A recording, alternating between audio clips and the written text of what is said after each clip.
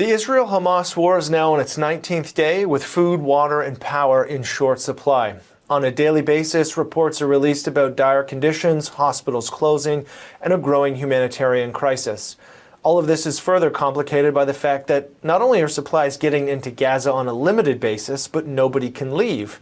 One of those people stuck in Gaza is Canadian citizen Mansour Shouman, his wife, and his 5 children. Joining us now from Gaza is Mansour himself. Mr. Shouman, thank you very much for joining us on Forum Daily. Thank you for having me, David. So, were you living in Gaza when the war broke out? And what was your first impression when you heard about the attack that Hamas carried out on Israel? Yes, I've been living here with my wife and 5 children for the last year and a half. And like everyone in Gaza, we were in shock and didn't know what was happening on that first day. And you have your wife and your 5 children with you. What are the living conditions right now with the aid restrictions? Have you been able to get enough food and drinkable water? Sure. Just before that, me and my family have been separated for almost a week.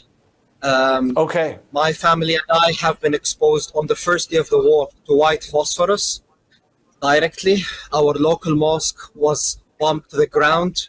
A building adjacent to where I was walking. You said white phosphorus. That's correct. White phosphorus. Okay. As in the chemical agent white phosphorus. Correct. And can you explain to us the circumstances of what that allegation is? Because obviously that is a significant one, and one that deserves some follow-up. Well, it was thrown across all of the western section of the Gaza Strip, and we were one of the ones who were affected by it. There are pictures and videos of that live. If we want to talk about the food and water situation, since the first day of the war, Israel said that we are cutting off electricity, water, and all other supplies to Gaza, including closing all the borders crossings. So after 19 days, only 50 trucks came in since that time. Normally 400 trucks come into Gaza Strip. This is in normal times, not during war times. So you can understand that there has been no replenishment of food supplies.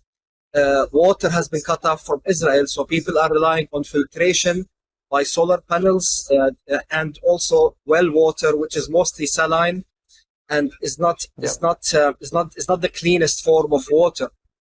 People here are suffering for many diseases, and everyone I know has some kind of digestible tract issues right now. Everyone here is afraid of a pandemic that might break out, especially in one of the 220 UN schools turned refugee centers that have over 1.2 million people in them right now. And on the note of food and aid and water, one of the responses from spokespeople from the Israeli government is that Israel provides less than 10% of Gaza's water. And that the rest of it comes from infrastructure that's in Gaza. What is holding those facilities back in terms of being able to sanitize water and provide it for those who are still there? Any unit that's able to sanitize water is working 24/7, but there is a lack of fuel in the Gaza Strip right now. The fuel taps have been cut off by the Israelis as well. I was asked a couple of days ago by a BBC reporter, what is the first and the most important thing you need in Gaza? I didn't tell them food, I didn't tell them medicine, I didn't tell them excavators, I told them fuel. Because right now, everyone is running electrical generators, which needs fuel. Hospitals, schools, etc. Fuel is not available. Without fuel, we cannot live. Yeah, that's a very good point. Without fuel, you can't run the generators, you can't keep the lights on, you can't sanitize the water. It's very difficult to cook food.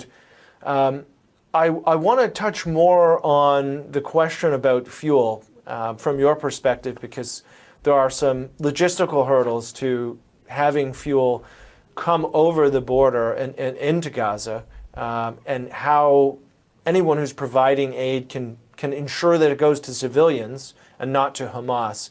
Mansour, before the break, you were talking about the importance of fuel. There is some concern that if fuel is to cross into Gaza, that it would be circumvented by Hamas and used in their war effort. From your point of view, as someone who is in Gaza right now, is there any realistic way to ensure that any fuel that crosses the border doesn't end up in the hands of Hamas and instead ends up in the hands of families like yourself or other humanitarian organizations who are trying to ensure that people have access to sanitized water and power? I'm not a spokesperson for Hamas, nor do I know what their intentions of course are. not. But I do know that these same concerns were brought up by the Israelis before regular aid came in even. So I think this has been taken care of by ensuring that the UN Refugee and Welfare Agency being the ones who run the distribution of whatever aid comes in. And I think it's been working smoothly until now. But like I said, the problem is the quality and the quantity of what's coming in over the last 3-4 days is negligible. It's like it's enough for 0.002% of what the population here needs. In Gaza, the people here believe it's more of a PR stunt rather than real help. Okay. And in regards to the turmoil and the crisis that is obviously significantly impacted your family, you have said elsewhere that you will stay if your family is able to leave. Why is it that you would stay given the conditions and the prospect of a ground invasion? The people in Gaza are not fearful of a ground invasion. They're more fearful of the unpredictability of the bombs falling on the sky than a land invasion. If you see, vehicles coming in, Merkavas, tanks, etc., you can ahead of time decide what to do, where to go, etc. But for example, last week, my family with 8 other refugee families were sitting in their home, women and children. 4 barrel bombs fell in the neighborhood they were in, and their building is now half shattered. So land invasion is not what scares the people in Gaza. Let it be militant versus militant. And that's actually better because it will avoid being civilians, have civilians in the encounter. It's a personal decision whether my family and I leave or not. Personally, I feel as an able man who is able to hopefully contribute to the Palestinian cause in general. We've been going through oppression since for many decades. And in whatever way I can do to help the 2.3 million people who are also my family, I will do that from here. And I believe that if you ask the same questions to the American forefathers, George Washington, etc., if you ask them at that stage, if the British come into the Americans, will you flee or will you stay? I think they will say, no, we will stay. Are you implying that you would stay to fight? Or are you talking about helping those other civilians in need in terms of humanitarian aid and access? I would help in all ways. I'm not someone who is equipped to fight.